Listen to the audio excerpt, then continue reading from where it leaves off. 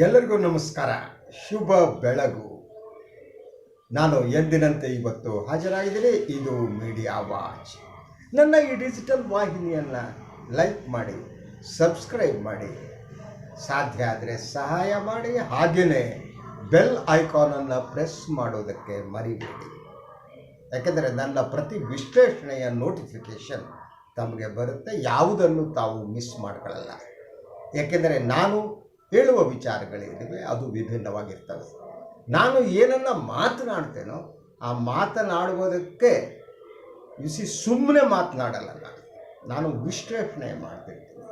So ಇದು ವಿಭಿನ್ನವಾದ ವಿಶ್ಲೇಷಣೆ. ತಮಗೆ ಬೇರೆ ವಾಹಿನಿಗಳಲ್ಲಿ ಇದು ಸಿಗಲ್ಲ. ಸೊ ಇವತ್ತು ಬಹಳ ಮುಖ್ಯವಾಗಿ ಒಂದು ವಿಚಾರವನ್ನು ಕೈಗೆತ್ತಿಕೊಂಡು ಬಂದಿದೆ. ಇವತ್ತು ಮಾಧ್ಯಮಗಳಲ್ಲಿ ಸಾಕಷ್ಟು ಸುದ್ದಿಯಾಗುತ್ತಿರುವ ವಿಚಾರ ಅದು ಸಂಸತ್ನ ನೂತನ ಕಟ್ಟಡದ ಉದ್ಘಾಟನೆಗೆ ಸಂಬಂಧಪಟ್ಟಿದ್ದು. ಪ್ರಧಾನಿ ನರೇಂದ್ರ ಮೋದಿಯವರು ಇದರ ಉದ್ಘಾಟನೆ ಮಾಡ್ತಾ ಇದ್ದಾರೆ. ಈ ಬಗ್ಗೆ ಹಲವು ರೀತಿಯ ಅಭಿಪ್ರಾಯಗಳು ವ್ಯಕ್ತ ಆಗಿದೆ. ಹಾಗೆಯೇ 17ಕ್ಕೂ ಹೆಚ್ಚು ಪ್ರತಿಪಕ್ಷಗಳು ಈ ಒಂದು ಕಾರ್ಯಕ್ರಮಕ್ಕೆ ಬಹಿಷ್ಕಾರವನ್ನು ಘೋಷಿಸಿದ್ದಾರೆ. ಪ್ರತಿಪಕ್ಷಗಳಲ್ಲಿ ಪಾಲ್ಗೊಳ್ಳುವ ವ್ಯಕ್ತಿಗಳು ಅಂತ ಅಂದರೆ ಅದನ್ನು ಸಪೋರ್ಟ್ ಮಾಡಿದವರು ಒಂದು ನಮ್ಮ ಕರ್ನಾಟಕದವರೇ ಆದ ಎಚ್ ಡಿ ದೇವೇಗೌಡರು, ಇನ್ನು ಆಂಧ್ರ ಪ್ರದೇಶದ ಮುಖ್ಯಮಂತ್ರಿ ಜಗನ್. ಸೊ ಹಾಗಿದ್ರೆ ಈ ಒಂದು ಬಹಿಷ್ಕಾರಕ್ಕೆ ಕಾರಣ ಏನು? ಬಹಳ ಸರಳವಾಗಿ ಹೇಳುವುದಾದರೆ ಈವರೆಗೆ ವ್ಯಕ್ತವಾದ ಅಭಿಪ್ರಾಯಗಳನ್ನು ನಾವು ಗಮನಿಸಿದರೆ ಇದಕ್ಕೆ ರಾಷ್ಟ್ರಪತಿಗಳು ಉದ್ಘಾಟನೆ ಮಾಡಬೇಕಾಗಿತ್ತು ಅನ್ನೋದು ಒಂದು. ಎರಡನೇದು, ಇದು ಸಂಸತ್ ಭವನವಾದ್ದರಿಂದ ರಾಜ್ಯಸಭೆಯ ಯಾರು ಅಧ್ಯಕ್ಷರಿದ್ದಾರೆ, ಅವರು ರಾಷ್ಟ್ರದ ಉಪಾಧ್ಯಕ್ಷರು ಕೂಡ, ಉಪರಾಷ್ಟ್ರಪತಿಗಳು ಕೂಡ ಅವರು ಮತ್ತು ಲೋಕಸಭೆಯ ಸ್ಪೀಕರ್ ಅವರ ನೇತೃತ್ವದಲ್ಲಿ ಇದು ನಡಿಬೇಕಾಗಿತ್ತು ಅನ್ನುವುದು ಎರಡನೆಯ ವಾದ. ಸೊ ಈ ವಾದದ ಬಗ್ಗೆ ನಾವು ಚರ್ಚೆ ಮಾಡ್ಬೋದು. ಆದರೆ ಕೇವಲ ಇದು ಮಾತ್ರ ಬಹಿಷ್ಕಾರಕ್ಕೆ ಕಾರಣ ಅಲ್ಲ. ಇದರ ಜೊತೆಗೆ ಕೆಲವು ಬಹಳ ಮುಖ್ಯವಾದ ಪ್ರಶ್ನೆಗಳಿವೆ. ಅದು ಈ ದೇಶದ ಜನತಂತ್ರಕ್ಕೆ, ಡೆಮಾಕ್ರಸಿ ಅಂತ ನಾವೇನಿದ್ವಿ ಅದಕ್ಕೆ ಸಂಬಂಧಪಟ್ಟಿದೆ. ಜನತಂತ್ರದಿಂದ ನಾವು ರಾಜಸತ್ತೆಯೆಡೆಗೆ ತೆರಳುತ್ತಾ ಇದ್ದೀವ? ಈ ಪ್ರಶ್ನೆ ನಾವು ಕೇಳಬೇಕಾಗಿದೆ. ಯಾಕಂದರೆ ಜನತಂತ್ರಕ್ಕೆ ಒಂದು ಗುಣಧರ್ಮ ಇರುತ್ತೆ. ಜನತಂತ್ರ ಹೇಗೆ ಅಂತ ಅಂದರೆ ಡೆಮಾಕ್ರಸಿಯಲ್ಲಿ ಒಳಗೊಳ್ಳುವಿಕೆ ಇರಬೇಕು. ಸೊ ಶಾಸಕರಾಗಲಿ, ಮಂತ್ರಿಗಳಾಗಲಿ, ಪ್ರಧಾನಮಂತ್ರಿಗಳಾಗಲಿ ಅವರು ಎಲ್ಲರನ್ನೂ ಒಳಗೊಂಡು ಕೆಲಸ ಮಾಡಬೇಕಾಗತ್ತೆ. ನಮ್ಮ ಸಂವಿಧಾನದ ಪ್ರಕಾರ ಆಡಳಿತ ಪಕ್ಷಕ್ಕೆ ಎಷ್ಟು ಅಧಿಕಾರ ಇದೆಯೋ ಪ್ರತಿಪಕ್ಷಗಳಿಗೂ ಅಷ್ಟೇ ಇದೆ. ಪ್ರತಿಪಕ್ಷಗಳನ್ನು ನೀವು ನೆಗ್ಲೆಕ್ಟ್ ಮಾಡಿ ಒಗೆಯೋದಕ್ಕಾಗಲ್ಲ. ಹಾಗೆ ಮಾಡಿದರೆ ಅದು ಜನತಂತ್ರ ಅಲ್ಲ. ಈ ಒಳಗೊಳ್ಳುವಿಕೆ ಇವತ್ತು ಮರೆ ಆಗ್ತಾ ಇದೆ. ಒಂದು, ಅಧಿಕಾರ ನಡೆಸುತ್ತಿರುವ BJP ಒಳಗಡೆನೇ ಒಳಗೊಳ್ಳುವಿಕೆ ಇಲ್ಲ. ಅದು ಏಕ ವ್ಯಕ್ತಿಯ ಅಧಿಕಾರವಾಗಿ ಮಾರ್ಪಾಟಾಗಿದೆ. ಅದಕ್ಕೆ ನಾನು ಕೆಲವು ಉದಾಹರಣೆಗಳನ್ನು ಕೊಡ್ತೀನಿ. ಸುಮ್ಮನೆ I don't want to make a passing remark. ಏನದು ಹಾಗಿದ್ರೆ? ಏನನ್ನು ಒಳಗೊಳ್ಳುವುದು ಎಲ್ಲಿ ಮಿಸ್ ಆಗಿದೆ, ಎಲ್ಲಿ ಒಳಗೊಳ್ಳುವಿಕೆ ಇಲ್ಲ, ಈ ಬಗ್ಗೆ ಆಲೋಚನೆ ಮಾಡಿ.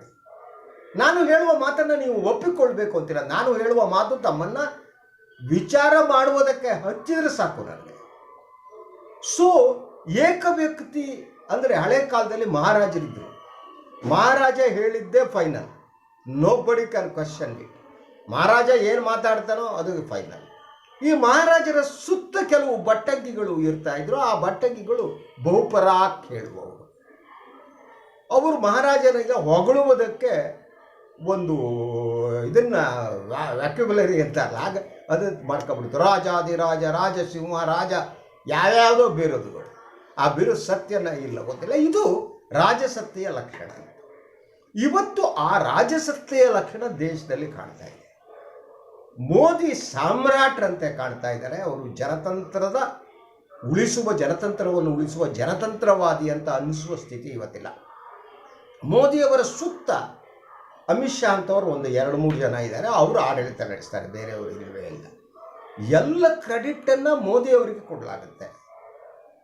ನೀವು ಗಮನಿಸಿ, ನೀವು ವಾರಣಾಸಿಯಿಂದ ತೆಗೆದುಕೊಳ್ಳಿ, ವಾರಣಾಸಿಯಲ್ಲಿ ಒಂದು ಶಾಲೆ ಉದ್ಘಾಟನೆ ಕೂಡ ಪ್ರಧಾನಿನೇ ಮಾಡ್ತಾರೆ. ಶಿಕ್ಷಣ ಇಲಾಖೆ ಸಚಿವರಿಗೆ ಅಲ್ಲಿ ಯಾವುದೇ ಕೆಲಸ ಇಲ್ಲ. ಇನ್ನು ನೀವು ರಾಷ್ಟ್ರ ಮಟ್ಟದಲ್ಲಿ ಬಂದರೆ ವಂದೇ ಭಾರತ್ ಎಕ್ಸ್ಪ್ರೆಸ್ ರೈಲು ತಗೊಳ್ಳಿ, ಅದರ ಗುರಿ ಇವತ್ತು ಇನ್ನೂ ತಲುಪಿಲ್ಲ. ಬೇರೆ ಪ್ರಶ್ನೆ, 17-18 ಸ್ಟಾರ್ಟ್ ಆಗುತ್ತೆ ಅಂದರು, ಈಗ 8 ಏನೋ ಸ್ಟಾರ್ಟ್ ಆಗಿರಬೇಕು. ನಿನ್ನೆ ಒಂದು ಪ್ರಧಾನಿಯವರೊಂದು ಉದ್ಘಾಟನೆ ಮಾಡಿದ್ರು. ಸೊ ರೈಲ್ವೆ ಸಚಿವರೇನು ಕಡಲೆಕಾಯಿ ತಿಂದು ಕೂತ್ಕೋಬೇಕಾ? ರೈಲ್ವೆ ಸಚಿವರ ಕೈಲಿ ಯಾಕೆ ಉದ್ಘಾಟನೆ ಮಾಡಿಸಲ್ಲ? ಯಾಕೆ ಎಲ್ಲ ಪ್ರಧಾನಿಗಳೇ ಉದ್ಘಾಟನೆ ಮಾಡ್ತಾರೆ ಅಂದರೆ ಇದು ರಾಜಸತ್ತೆಯ ಲಕ್ಷಣ. ಎಲ್ಲ ಕ್ರೆಡಿಟ್ಗಳು ಮಹಾರಾಜರಿಗೆ ಸಲ್ಲಬೇಕು. ಆದ್ದರಿಂದ ಕರ್ನಾಟಕದ ಇಲೆಕ್ಷನ್ನಲ್ಲಿ ಅವರು ಗೆದ್ದಿದ್ದರೆ ಅದರ ಸಂಪೂರ್ಣವಾದಂಥ ಆ ಜಯದ ಕಾರಣವನ್ನು ಜಯಗ ಮೋದಿ ಅಂತ ಹೇಳ್ತಾ ಇದ್ರು. ಬಟ್ ಸೋತ್ಬಿಟ್ರು. ಈಗ ಸೋಲಿನ ಏನಿದೆ ಜವಾಬ್ದಾರಿಯನ್ನು ಪ್ರಧಾನಿ ಹೊತ್ಕೊಳ್ಳಲ್ಲ, ಸಾಮ್ರಾಟರ ಹಾಗೆ. ಸೋಲಿನ ಜವಾಬ್ದಾರಿಯನ್ನು ಸಾಮ್ರಾಟರು ಹೊತ್ಕೊಳ್ಳಲ್ಲ, ಸೋಲಿನ ಜವಾಬ್ದಾರಿಯನ್ನು ಬೇರೆಯವ್ರ ತಲೆ ಮೇಲೆ ಹಾಕ್ತಾರೆ. ಗೆಲುವಿನ ಹೂಗುಚ್ಛವನ್ನು ಮಾತ್ರ ತಾವು ಮುಡಿದುಕೊಳ್ಳುತ್ತಾರೆ. ಪ್ರಧಾನಿ ನರೇಂದ್ರ ಮೋದಿ ಈಗ ಆ ರೀತಿಯಾಗಿ ಮಾಡ್ತಾರೆ. ಬಿ ಜೆ ಪಿಯ ಒಳಗಡೆ ಎಂತೆಂಥ ನಾಯಕರಿದ್ರು ಎಲ್ಲರನ್ನೂ ನಾಶಪಡಿಸಿ ಮೂಲೆಗೆ ತಳ್ಳಲಾಯಿತು. ಗಡ್ಕರಿ ಉಳಿದಿಲ್ಲ. ನೀವು ಒಂದು ನಿಮಿಷ ಕೂತ್ಕೊಂಡು ಯೋಚನೆ ಮಾಡಿ, ಕೇಂದ್ರ ಸಂಪುಟದಲ್ಲಿ ಇರುವ ಸಚಿವರು ಯಾರು ಅಂತ ಒಂದು 4-6 ಹೆಸರಾದರೂ ನಿಮ್ಗೆ ನೆನಪಾಗ್ತಾ ಆಗಲ್ಲ. ಯಾಕಂದರೆ ಅವ್ರಿಗೆ ಕೆಲಸನೇ ಇಲ್ವೇನೋ ಅನ್ನುವ ರೀತಿಯ ವಾತಾವರಣವನ್ನು ಸೃಷ್ಟಿಸಲಾಗಿದೆ. ನರೇಂದ್ರ ಮೋದಿ 24 ಅವರ್ಸ್ ಕೆಲಸ ಮಾಡ್ತಾರೆ ಅಂತ ಎಲ್ಲ ಉದ್ಘಾಟನೆ ಮಾಡೋರು ಅವರೇ. ಈ ಪ್ರತಿಯೊಂದು ಮೋದಿಯವರೇ ಮಾಡ್ತಾರೆ. 24 ಗಂಟೆ ಕೆಲಸ ಅಂತಾರೆ. ಮೋದಿ ಅವರು ಪ್ರಧಾನಿ ಆದ ಮೇಲೆ ಅವರು ಸಂಸತ್ತಲ್ಲಿ ಕೂತು ಕೆಲಸ ಮಾಡಿದ್ದಕ್ಕಿಂತ ಜಾಸ್ತಿ ಇದನ್ನು ಮಾಡಿದ್ದಾರೆ. ಇನ್ನೊಂದು ವಿದೇಶ ಪ್ರವಾಸ ಮೊನ್ನೆ ಹೋಗಿದ್ರು, ಅದಕ್ಕೆ ಭಾಳ ಪ್ರಚಾರ ಕೊಡಲಾಯಿತು ಆಸ್ಟ್ರೇಲಿಯಾದಲ್ಲಿ. ಸೊ ಒಂದು ಅಮೇರಿಕಾದ ಅಧ್ಯಕ್ಷರು ಏನು ಹೇಳಿದ್ರು, ಸಿಗ್ನೇಚರ್ ತಗೊಂಡ್ರು ಅಂದರು. ಅದೇ ರೀತಿ ಆಸ್ಟ್ರೇಲಿಯಾದವರು ಬಾಸ್ ಅಂದರು. ಸೊ ಇದಕ್ಕೊಂದು ಭಾಳ ಸಿಸ್ಟಮೆಟಿಕ್ ಆದ ಮಾರ್ಕೆಟಿಂಗನ್ನು ಮಾಡಲಾಯಿತು ಈ ವಿಚಾರದಲ್ಲಿ. There are marketing strategist. ಅವರು ಪರ್ಫೆಕ್ಟಾಗಿ ಮಾರ್ಕೆಟಿಂಗ್ ಮಾಡೋದು. ಯೂಶ್ವಲಿ ಯಾವುದೋ 2 ದೇಶಗಳ ನಡುವೆ ಚರ್ಚೆ ಅಂದ್ಕೊಳ್ಳಿ, ಅದನ್ನು ಬಹಿರಂಗಪಡಿಸಿದಂತಹ ಉದಾಹರಣೆಯೇ ಇಲ್ಲ.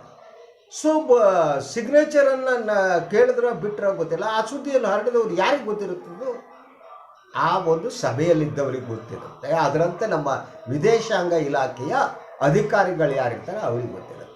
ಅವರು ಹೊರಗೆ ಹಾಕಿದ್ದಾರೆ. ಮೊದಲು ನಡೆದಿಲ್ಲ ಅಂತಲ್ಲ, ಭಾಳ ಮನಮೋಹನ್ ಸಿಂಗ್ ಅವರು ಪ್ರಧಾನಿ ಆದ ಸಂದರ್ಭದಲ್ಲೂ ಕೂಡ ಅಮೇರಿಕ ಇತರ ಪಾಶ್ಚಾತ್ಯ ರಾಷ್ಟ್ರಗಳು ಅವರಿಗೆ ಅಪಾರವಾದ ಗೌರವವನ್ನು ಕೊಟ್ಟಿದ್ದರು. ಅದಕ್ಕೆ ಅನುಮಾನನೇ ಬೇಕಾಗಿಲ್ಲ. ಆದರೆ ಅದು ಈಗ ಹೊರಗೆ ಬರ್ತಿರಲಿಲ್ಲ. ಕಾಂಗ್ರೆಸ್ಸಿಗೆ ಮಾರ್ಕೆಟಿಂಗ್ ಮಾಡೋಕ್ಕೆ ಬರಲ್ಲ ಅವರಿಂದ. ದೇ ಫೇಲ್ಡ್ ಇಲ್ಲ ಇನ್ ದಟ್ ಮಾರ್ಕೆಟಿಂಗ್ ಸ್ಟ್ರಾಟಜೀಸ್. ಇವತ್ತು ಮಾರಾಟ ಮಾಡೋಕ್ಕೆ ಬರಲ್ಲ. ಯಾಕಂದರೆ ಅವ್ರು ಜನತಂತ್ರವಾದಿಗಳಾಗಿದ್ದರು. ಮನಮೋಹನ್ ಸಿಂಗ್ ಅವರು ಡಿಕ್ಟೇಟರ್ ಆಗಿರಲಿಲ್ಲ. ಅವರು ಏನಿದ್ರು ಕೂಡ ಆರ್ಥಿಕತೆ ಬಗ್ಗೆ ಆಲೋಚನೆ ಮಾಡ್ತಿದ್ರು. ದೇಶದ ಆರ್ಥಿಕತೆಯನ್ನು ಹೇಗೆ ಸುಧಾರಿಸಬೇಕು ಅಂತ ಮಾತಾಡ್ತಿದ್ರು, ಯೋಚನೆ ಮಾಡ್ತಿದ್ರು. ಆದರೆ ಇವತ್ತು ಒಂದು ಬಹಳ ಅಪಾಯಕಾರಿಯಾದ ಸನ್ನಿವೇಶದಲ್ಲಿದ್ದೀವಿ. ಸಂಸತ್ ಭವನದ ಉದ್ಘಾಟನೆ ಬಹಿಷ್ಕರಿಸಿದ್ದು ಸಾಂಕೇತಿಕವಾದದ್ದು, ಅದು ಸಂಕೇತ ಮಾತ್ರ. ಅದಕ್ಕೆ ಕಾರಣಗಳು ಬೇರೆ ಇವೆ. ಆ ಕಾರಣಗಳೇ ದೇಶ ಪ್ರಜಾಸತ್ತೆಯಿಂದ ರಾಜಸತ್ತೆಯತ್ತ ಹೋಗ್ತಾ ಇದೆ ಅನ್ನುವ ಲಕ್ಷಣಗಳು. ಮಹಾರಾಜರು ಮಿಂಚಕ್ಕೆ ತೊಡಗಿದ್ದಾರೆ, ವಂದಿ ಮಾಗದರು ಪಕ್ಕದಲ್ಲಿದ್ದಾರೆ. ಅವರನ್ನು ಹೊಗಳುವ ಒಂದು ದೊಡ್ಡ ಪಡೆ ಇದೆ. ಅವರು ಜೈ ಜೈ ಅಂತಿರ್ತಾರೆ. ಎನಿವೆ, ಇದಾಗಿತ್ತು ಇವತ್ತಿನ ಮೀಡಿಯಾ ವಾಚ್. ಮತ್ತೆ ಬರ್ತೀನಿ ಇನ್ನೊಂದು ವಿಚಾರದೊಂದಿಗೆ. ಎಲ್ಲರೂ ಒಳ್ಳೆಯದಾಗಲಿ. ಶುಭ ಬೆಳಗು. ನಮಸ್ಕಾರ. ನನ್ನ ವಾಹಿನಿಯನ್ನು ಲೈಕ್ ಮಾಡಿ, ಸಬ್ಸ್ಕ್ರೈಬ್ ಮಾಡಿ, ಬೆಲ್ ಐಕಾನನ್ನು ಪ್ರೆಸ್ ಮಾಡೋದಕ್ಕೆ ಮರಿಬೇಡಿ. ಹಾಗೆ ತಮ್ಮ ಕೈಲಾದ ಸಹಾಯವನ್ನು ಮಾಡಿ ನನ್ನನ್ನು ಉಳಿಸಿ, ನನ್ನ ಧ್ವನಿಯನ್ನು ಉಳಿಸಿ. ಎಲ್ಲರಿಗೂ ಒಳ್ಳೆಯದಾಗಲಿ. ನಮಸ್ಕಾರ.